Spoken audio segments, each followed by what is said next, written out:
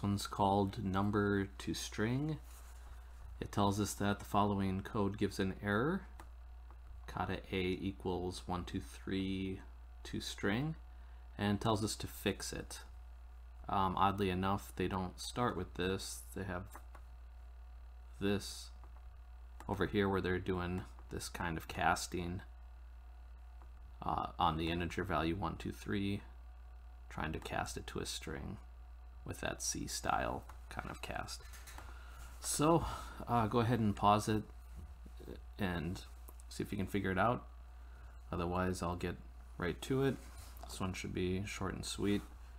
I think we can use the solution they gave us, but hopefully you're developing an eye for typing and in the language. You notice that this T is capitalized.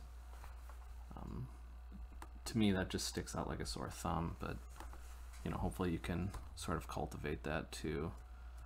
So to fix this, then I'll just do that, what they seemed to be going for. This is a really contrived example. I mean, I don't know why you wouldn't just do this, right? If that's what you wanted. But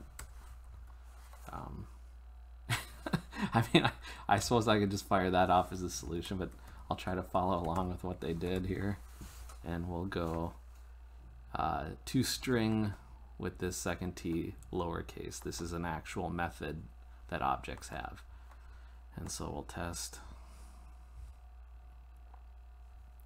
and that did in fact work for example. So yeah, just know that all objects have this ToString method.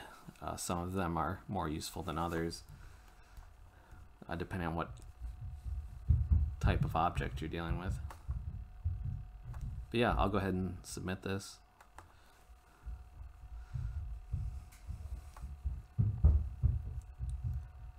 And yeah, I mean, people took liberty to just completely modify the class to what they wanted it to be. Certainly a lot of people did what we did, kind of following along with what the instructions are sort of hinting at.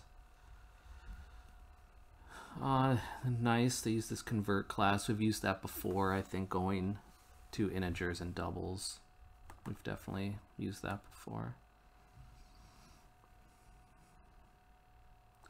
Well, this is kind of a nice take, right? They took a number and they used the plus operator with just an empty string. It's a neat way of thinking about it. Whenever you combine a numerical value with a string, it's interpreted as concatenation of strings, and you sort of get the result you want there. It's kind of clever. And then, yeah, I mean, why wouldn't you just make it like this if you wanted it to be a string? Just use the double quotes, you know. That seems the most sane thing to do. So, yeah.